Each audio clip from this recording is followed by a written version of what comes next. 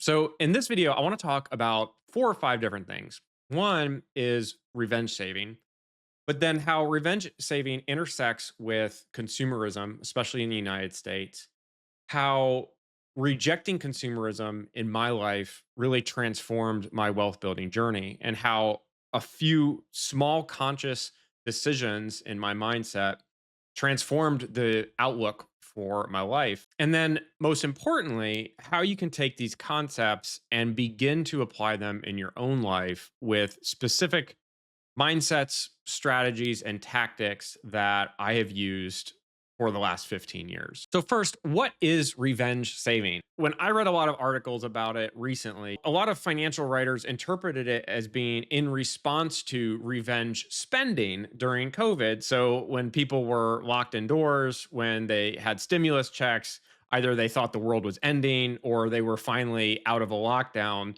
they went on a spending spree. So they felt like they needed to spend more money to really enjoy life and make up for the time. Well, revenge saving is now the aftershock of that. And so for people that have regret over consumer debt or spending more money than they think they should have, or for living paycheck to paycheck or feeling stuck, revenge saving is becoming a way to reclaim control in life. Now, there's one quote about revenge saving that I want to pull up here that is going to segue into how I actually think about revenge saving and how I think it's much deeper than is being given credit to in a lot of financial articles. So, here there was a writer on Yahoo that said it's important to note that revenge saving trends tend to be driven by fear or guilt rather than long term planning. It's a form of self protection and control in uncertain financial times. So I want to give you my impression of revenge saving is I actually think that it is a symptom of something much deeper that happened for me in my life and could be happening to other people. Maybe there's a bit more of a cultural wake up that's happening. So I actually don't think that revenge saving needs to be driven by fear or guilt. Now, you might have some initial guilt about your past spending habits. And let me tell you, at least in my life, where that happened. So, right out of college, I started a successful career. I was working harder than ever. But 2 to 3 years into my career, I was sitting at my computer one night and I was looking at another credit card bill that had come in and starting to actually add up all of the spending that I was doing because at the time I didn't really budget. And I realized that I was more in debt with credit cards and just spending. And my net worth financially was lower than it was when I worked a part time job when I was 15 years old. And I had this, I don't know if it's an epiphany, but it was this feeling of kind of shame or disgust, but mostly frustration because it felt like I was never going to make it. And that feeling was here I've worked full time through college. I've put myself through school. I went through a rigorous job program. I made it through that. I'm trying to climb up a professional ladder. And it feels like no matter how much more money I get, I'm still kind of stuck in the same place. And it's this feeling of lack and wanting to escape. And that feeling really is what drove me to have a fundamental transformation with my relationship with money. And here was the big mindset shift. It was that I wanted to empower my own life with money rather than enrich companies and other people with basically me working for them and then turning around and spending or having to spend my entire paycheck to basically funnel the money that was paid to me back to these companies. And one of the first videos I ever released, which I'm going to redo because the audio is terrible on it, but it's this idea that you need to start thinking about your money not as just a dollar or money, but as your time. So when you go to work every single day, you are exchanging the limited amount of time you have on in the world for a dollar. And so when you then decide to spend money on something, essentially what you're doing at a deeper level is that you're exchanging your time for that thing that you're buying. And so for me, 15 years ago, revenge saving, where I started to save significant amounts of my paycheck through any means necessary, which I'm going to get into some of the more radical ways I did that in the past. And that is because really you're in a war. And it's a war on a few different levels. And let me just talk about the first level.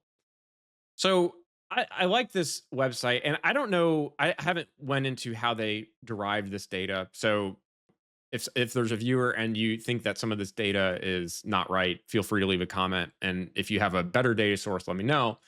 But I find this website to be really interesting. It's tradingeconomics.com. And this is a list of the savings rates of citizens in different countries.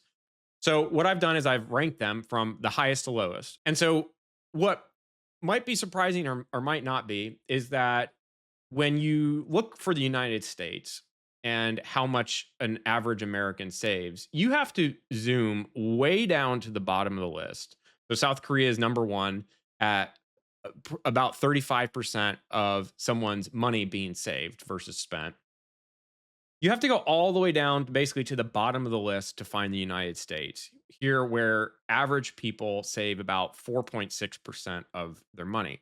That 4% savings rate in the United States on average, not only do most people around you most likely not save money, but they are most likely in debt. In fact, just a few sobering statistics. Credit card debt rose to $1.21 trillion dollars in the second quarter. Student debt is at $1.64 trillion dollars in the second quarter. Auto loans over $1.66 trillion dollars for cars.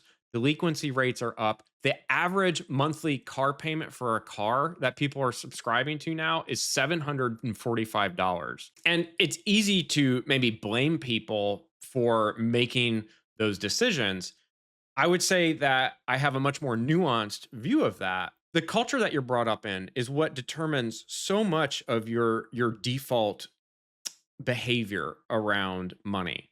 So, especially in America, but in these other countries as well, there is an intense focus on consumerism. So, in my opinion, the idea of consumption is that to have status or to be successful in life or really to even be happy, what you need to do is you need to consume more stuff. So, the emotion of desire, having this deep longing for something, it's like having a carrot put in front of you. And desire says, until I have this carrot, I'm not going to be happy.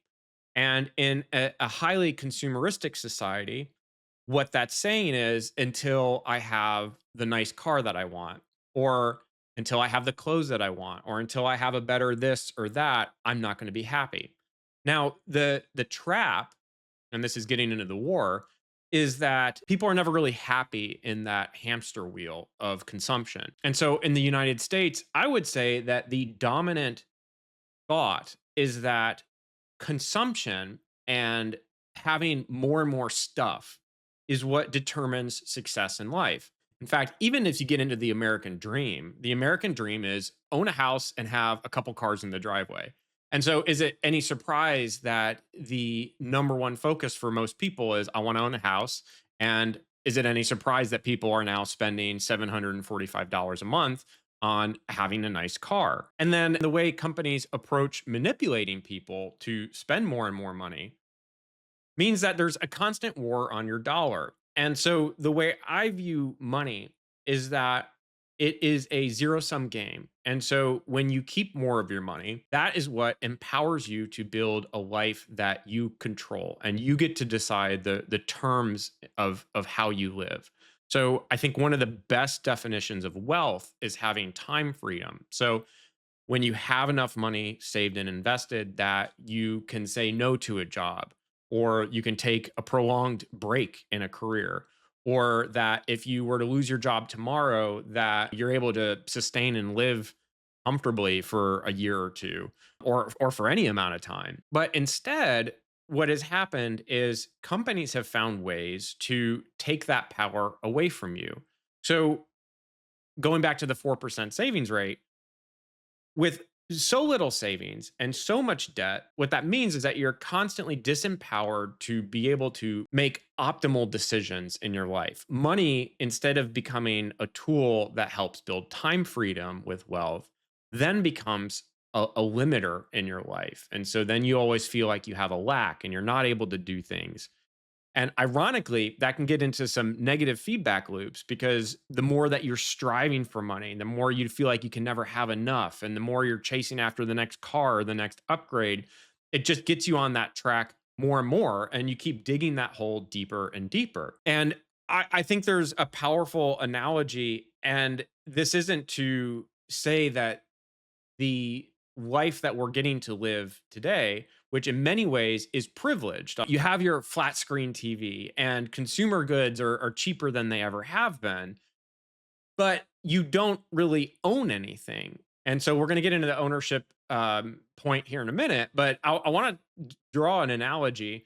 In the United States, there was this terrible economic construct called sharecropping. So, right after the Civil War and after slavery was abolished, there was this idea that instead of just owning people as slaves, what we'll do is we'll do sharecropping where we'll lend people parts of parcels of land. And I, as the landowner, will then get to take, let's say, half of the crops that you build, that you create in the land. And then there's this idea that's sold to the sharecropper that you can have your own land, and you can be successful if you just work hard enough. Well, then what also happened was the landowner would have a store where you were forced to buy the seeds and the tools you needed to work the land, and maybe even your food and other supplies. Well, everything was so overpriced that what they didn't take from the crops that you made every year, whatever money you did make ended up going back to the landowner by buying supplies at the store. And if you want a great fictional depiction of this time, The Grapes of Wrath by John Steinbeck is one of my favorite books. And it talks about how these poor sharecroppers from Oklahoma were basically displaced as banks, landowners, and farmers continue to consolidate power and wealth with less and less people. And then the people that were working the land as sharecroppers get displaced. So sharecropping is a powerful analogy to me because the way I think about it is the way that a lot of people live today, whether they're forced to or because they're not educated, is that we are approaching this time where you are being encouraged to own nothing in life and be happy. So you can see this in everything. So you can think about software. So software as a service where you pay a monthly cost for something. It used to be 30 years ago, you bought a CD for music. Well, now you have Spotify. Now you pay for Spotify every month. You get access to a lot more. But the moment you stop paying for Spotify, you don't own it anymore. Housing. So housing, being able to purchase a house is getting more and more impossible for people, which is an asset. It's the primary asset that older generations have used to be able to build wealth, where newer generations or younger generations are now finding that they're getting priced out of. So what are they being encouraged to do instead? Well, just rent forever. Now, I will say there's nothing wrong with renting. And actually, I think renting and building wealth is actually a great idea. But just focusing on actually owning wealth, I'll tell you a story. There was this new neighborhood that was built down the street for me, and there's a slogan that just made my mind explode because I had to read it every day I drove by work. And there's all these new houses being built, and the slogan in the front said leasing a lavish lifestyle. And what I didn't realize is like, oh, these houses aren't being built for people to purchase, to own. It's this one person that's building 40 different houses, and they're just going to lease out the property to people. And this idea that's being sold is that you could just lease and you can have a lavish lifestyle. So when we think about consumerism, there's this push to just relax and be comfortable and don't worry so much. Don't overthink. You hear a lot of people say, well, don't think too much about something. I actually come at it from the exact opposite way. I think you need to think about these things because it's life or death for a lot of people. Life or death in the sense of being able to break out of generational poverty, being able to go out and start a business on your own, or having the time freedom that we just talked about. Going back to not owning anything and trying to be happy. You see this with cars, really high auto loans. People never pay off the cars and they just keep trading the car in over and over again. People own very little. And then on top of that, It's incredibly easy to get in credit card debt with attractive offers to start, where maybe people aren't trained on budgeting and they don't view credit card spending as like a dollar coming out of their bank account, even though that's exactly what it is. And so then you get into these cycles of debt where you can't escape because you're just paying off your debt, but the interest rates are 18, 20, 25%, and you're just kind of stuck. And I don't think that's by accident. Ultimately, it's people working, that money that you earn, then just flowing back to the store that you shop at, and you being left with very little. So I'll give you some other examples of this. So there was a Harvard study that showed that social media companies made $11 billion off of marketing and advertising to children on social media. So the algorithm that knows how long you look at one video and not another, that's constantly trying to pull you in with attention, is to get you to pay more attention so that you are advertised to more and you spend more of your money. Side note, there's a certain irony here because I've even grappled with having my channel. I've made a little bit of money, which I'll release like my YouTube paycheck. I'd love to kind of share that with you as someone viewing, but it's not failed on me that here I am someone that views consumerism and marketing and advertising as these manipulations that is also making money off of advertising in this channel. So I haven't quite squared that one yet. I think one day what I'd like to do is be able to have a business where I help people with money, and then my business is funded more from this mutual beneficial exchange of money help versus money received from advertising from advertisers I don't know, and I probably wouldn't want to be associated with my channel. But anyways, that's all an aside. I'll share a few other examples that have stuck with me through time. Coca-Cola, they don't do this anymore, but there was a whistleblower, I want to say maybe 10 or 12 years ago. He was a vice president and he quit because he was so disgusted at this practice where Coca-Cola looked at the share of stomach of their customers. And so this sounds crazy, but what if you could just look at everyone's stomach and you thought about how much of my product occupies each stomach out there?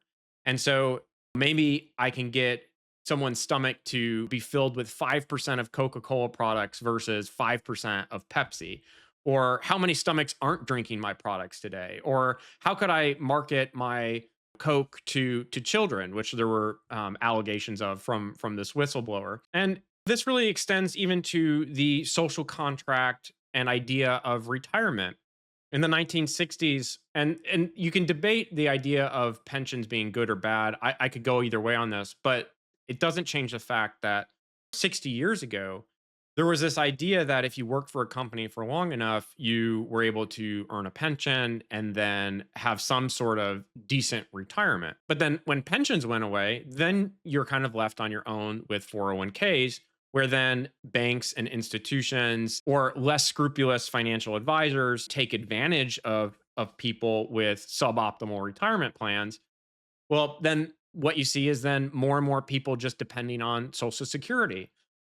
That brings us to now the social contract that I see is this fear that will I have my full Social Security payout, or will that be decreased in the future? I think it gets worse. When I early retired from corporate America, what I saw, especially around 2022, was that the language that CEOs were using was insidiously changing the social contract in a way that like nobody negotiated. So I was at a conference and I was listening to a CEO talk about how the idea of retirement needs to go away. People are living longer. And so what you need to change your mindset to is you're not going to retire at 65 or 70. You're pretty much just going to be working your entire life. And then it got twisted into some corporate BS where you should be happy about that because you're going to be growing continually and you're going to be delivering value. Um, and that the CEO was so excited to continue to work forever. Mind you, the CEO made $25 million a year, which, if you're at the top of a social hierarchy and you make a ton of money, and that's what you really like to do, then yeah, maybe work isn't so bad. But if you're making $20 an hour at the bottom of a hierarchy and living a life that isn't funded by $25 million a year, then maybe the idea of working until you're dead isn't quite the same thing. Anyways, what you can see now is this language shift is that we're going to continue to make you work longer and longer. And for me, it's this idea of just working the land as a sharecropper, where you're going to just work, deliver value for other people. That money is going to leave your pocket to fund consumerism. You're not going to own very much, but maybe you'll be happy because you'll be able to buy more stuff. So this all gets back to this war that's being fought for your money and the uphill battle of you feeling like you have control and the power to save more money for yourself. There's a great documentary that I would recommend you watch called Theodore Roosevelt, and it's a TV miniseries. I think it's in two parts, and it fascinated me. It came out in 2022. One of the most impactful parts of that entire miniseries was Teddy Roosevelt's effort to help create unions in the United States. And during these union negotiations, one is that these uber wealthy people, one, they wouldn't even acknowledge people if they were unionized in the room. They viewed them as kind of subhuman.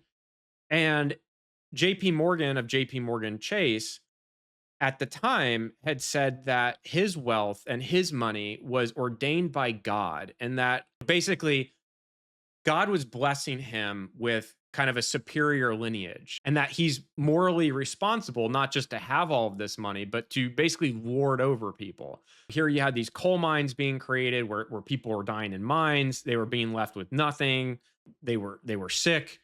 They were basically working from the time they were born to the time they died. And at the time, there wasn't anything that was really preventing these people who considered themselves ordained by God, superhumans, from lording over people. There weren't regulations, there weren't workers' rights. That was all not there yet.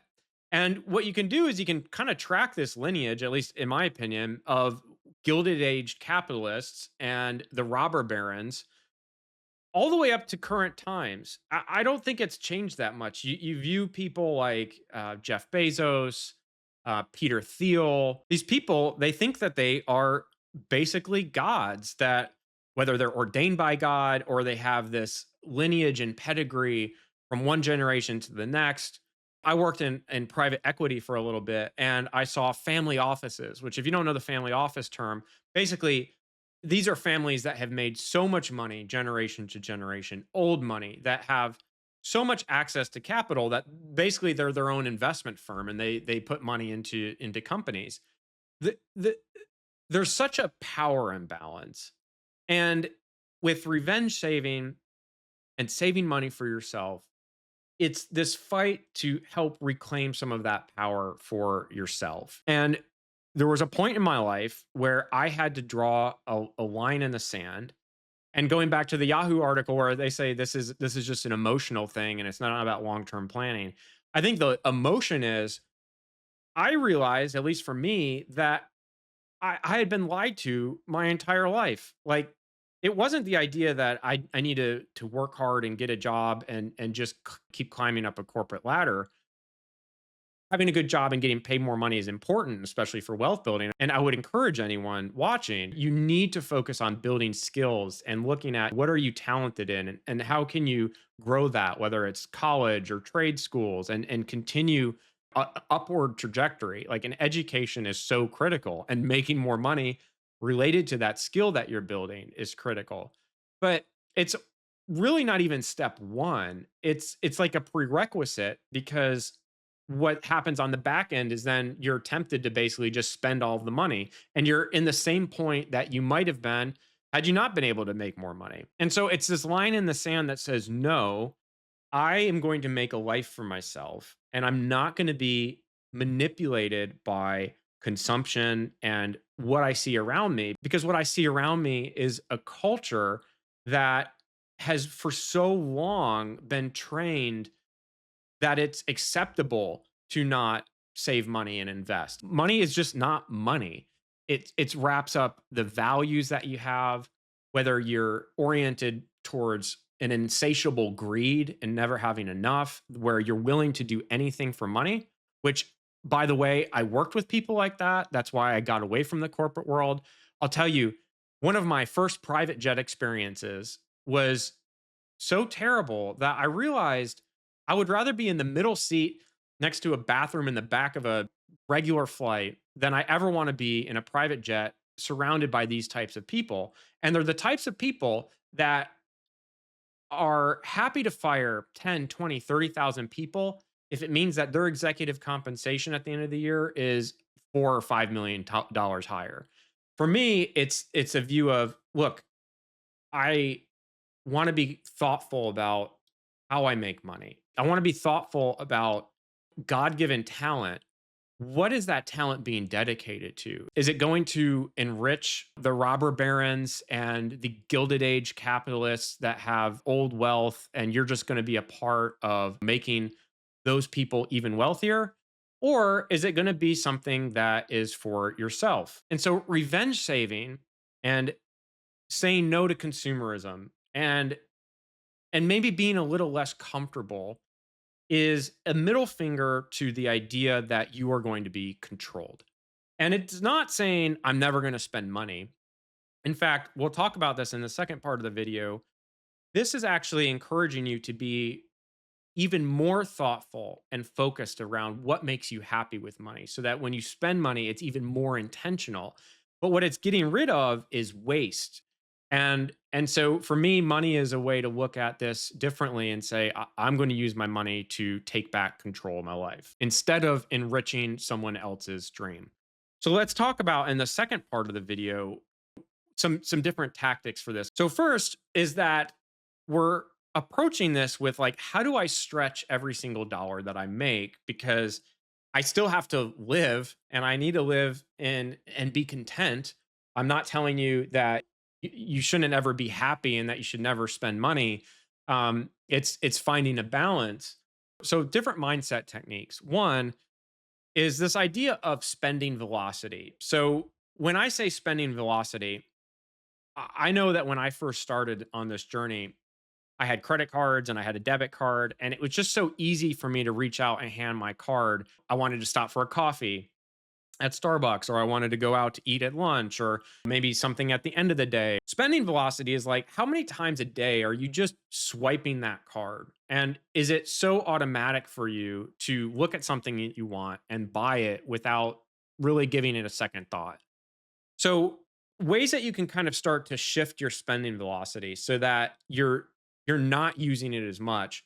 One is just to go all cash. So, let me say I use credit cards. I love credit cards because I view them as my way of taking my revenge out on the banks and being able to make money off of them. But when you're first starting, and even later, there's no problem with just doing this, is just go all cash. So get rid of your credit cards, lock them up somewhere, and you create friction. And that friction is what helps you slow down your spending velocity. So if you have to go to the ATM to get cash out, you're less likely to then go do something else because it's like, I know I'm not going to go to the ATM. So, other ways that you can do this, even if you don't get rid of your cards, is try no spend months. Now, I'm not a huge fan of these because I think it creates too much constriction in you. And what I would compare this to is almost like a juice diet where it's like don't eat food for 20 days and just drink a juice. Maybe that helps, but it's not creating the long-term sustainable practice unless you're just going to drink a juice your entire life. It's like, well, how do I control my calories in a range that meets my goal?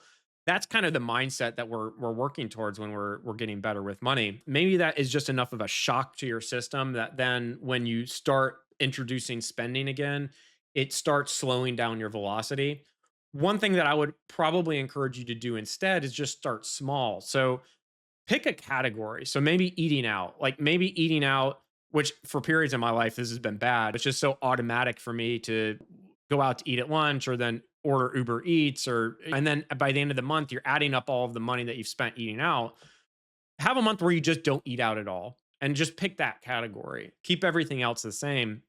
And I think that gets closer to sustainability because you might find that some of the categories that you want to target are actually categories that you might want to get rid of altogether or cut down significantly, like 70, 80, or 90%. Okay, so the next mindset is about being more radical. And radical is this touchy word, but I kind of embrace it. I think you need to be a little radical in this world, especially with money, to be successful. And I would just say this because I want to encourage you to look different. So if we go back to the beginning of the video where an average American is only saving 4% of their paycheck or their $1.8 trillion dollars or whatever the number was in credit card debt, average is not successful with money. And so when you don't look normal, it's gonna look kind of radical. Like, what do you mean you save 30 or 40 or 50% of your paycheck or even more? Who does that? You might hear stuff like that. Or what do you mean you're so cheap or you're frugal or like why don't you do this? You're gonna look a little different. And I think embracing that and being okay with it is a good thing. And so the next mindset, this is kind of hard to explain. It's more of a lived experience over the last 15 years, is that the price for things is not the price. When I look at people that grew up in poverty or they're paycheck to paycheck, there's often this underlying assumption that like the bills that they have are like the only way to live and that they're trapped because they can't change the underlying bill. So the idea is that look at every single line item in your expenses and think about them more radically. So like as an example, let's say you rent an apartment for $1,500 a month and you want to be radical and you say like how can I cut this cost down by 50%? Well, an easy way might be like getting a roommate. But I've done other things in my life. I bought a house and I did house hacking. So, house hacking, I'll have a whole other video out on this. It's the idea that you subsidize your cost and you share in costs by maybe renting out different rooms in your house, or you buy a duplex and you live in one side of the duplex and you rent out the other. And I'm gonna go list by list in this, but the idea is that the price that you're paying for something, it doesn't have to be the price, and it's this mindset of becoming scrappy and almost thinking about creative ways to not have that expense or enjoy that expense but not pay as much for it or share in an expense. And there are endless ways of doing that as you look at each category, but it does take kind of this idea that the price isn't the price. And the longer you go on this journey, the more creative you can get across all of your categories. The next mindset is something that I didn't really embrace during my journey, and I wish I would have done it sooner, but build community, partnerships, and support on your wealth building journey. So going back to like the sharecropping example or the robber barons 200 years ago, the way that you lose your power is by being divided as a community. And so what I see, you are kind of off on your own on this island. And then as soon as something bad happens to you, you don't have a safety net.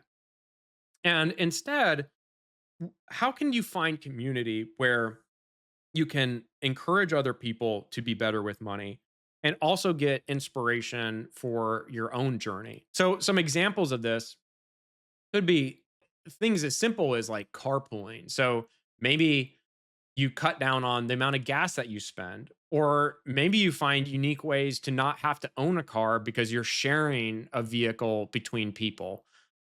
Or maybe you find community that is all about building this power for yourself that shares skills back and forth. Like maybe you have a barber friend that gives you free haircuts and you help them with something else. And you're more in like this bartering and sharing of skills. That could be it. Religion, if you go to church, a church or other spiritual institution might be able to support and kind of share in this. But the idea is that there's the same. If you want to go fast, go alone. But if you want to go far, go together.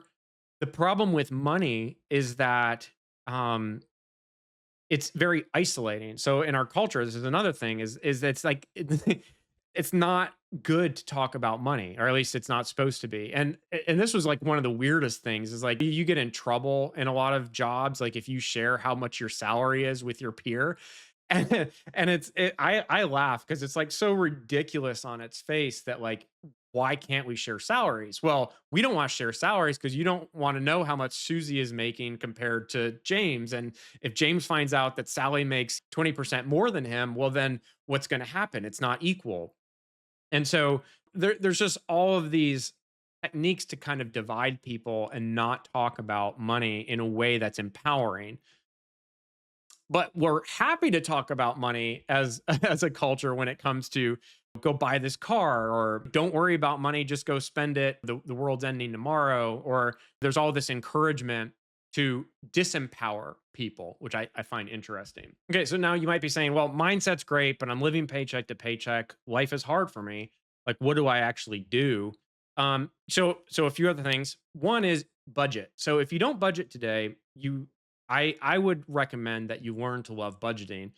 And I was never good with budgeting for years until this light bulb moment where I started to view budgeting as this form of empowerment because it allows me to assign the dollars that I make to very specific goals that I have in life. And so it becomes this very intentional practice of what is my money doing for me in this moment?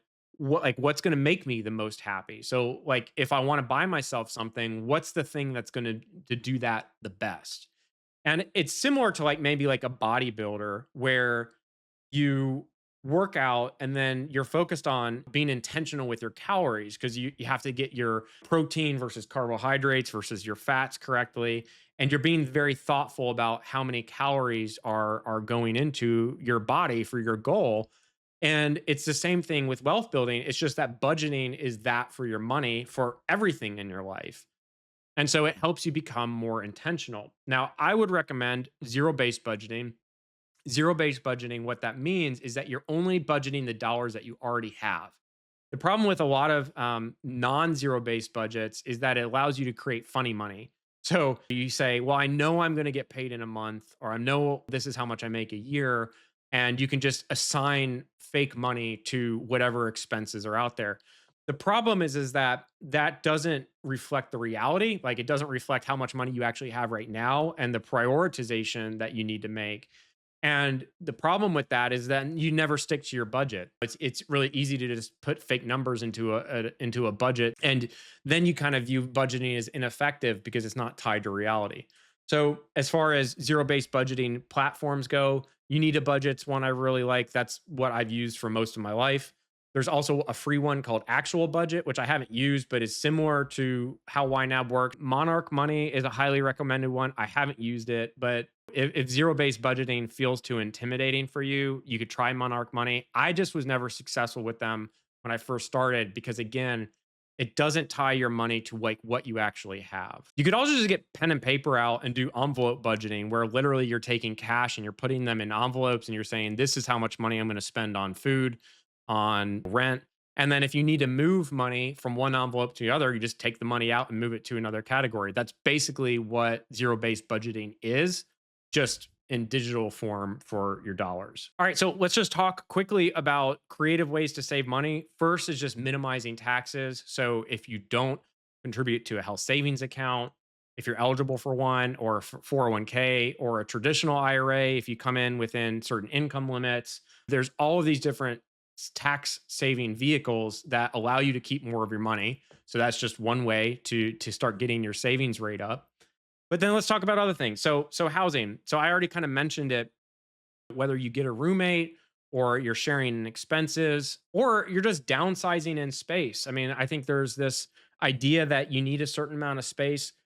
If you have the opportunity to travel internationally, I would encourage you to do that because it kind of opens your mind to how different people live and live very happily. I mean, I spent a lot of time in Japan, and you go to Japan and the houses are nowhere near as large as what we have here.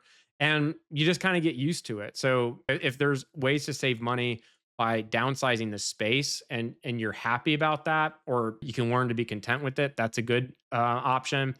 Cars. So I drive a 10-year-old crappy car, and I have had every opportunity and ability to upgrade my car significantly if I ever wanted to. But for me, cars became this thing of like just a status symbol. And my old car got me from point A to point B, and I learned how to be more secure in myself. And that's something that's really important because what you'll find is you start going down these more radical savings um, techniques is that maybe you start attracting people that aren't so plugged into the status games and tying money to your personal value. Maybe you start attracting people that don't think like that. So finding cheap used cars maybe it doesn't have everything that you like, but it saves you money and maybe you can buy it in all cash or work to save to buy in all cash. That's a great idea. Another idea is you start marrying up your home, like where you're living, and your commuting responsibility. So let's say you get a job at a school or you work at a hospital. Could you find an apartment where you literally could walk to your work or take a bicycle? Like, could you actually get rid of your car altogether? Now, that's a huge problem in the United States is that's very hard to do because we don't build walkable cities. And so even when you're in poverty, sometimes you have to own a car and then it gets costly to afford gas and repairs and all of that. So other things you could do is that if you have two cars, downsize to one car. Again, all of these things are personal and you're going to have to customize them to what works for you and how you prioritize things. But it all comes back to this idea that I'm not going to let things control me. And how can I prioritize what means most to me while getting rid of ruthlessly what doesn't mean much to me? And that's really kind of the journey. And so, for instance, like travel, I love traveling. I was able to subsidize most of my travel expenses through credit card points, which at some point, maybe I'll make a credit card churning video. um, that kind of gets into product referrals where I could start positioning different credit cards I use.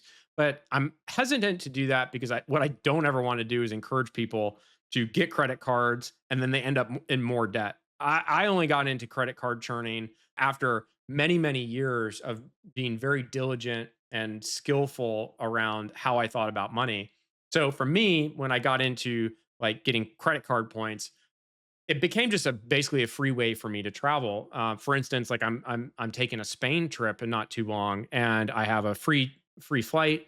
I've paid for all of my hotels for free, and really, what I'm left with is just any food or things that I want to go do when I'm there. So that's a scrappy way of both saving money and also continuing to do what I like to do. Last example I would give you is hobbies. So hobbies are a big area where people spend a lot of money.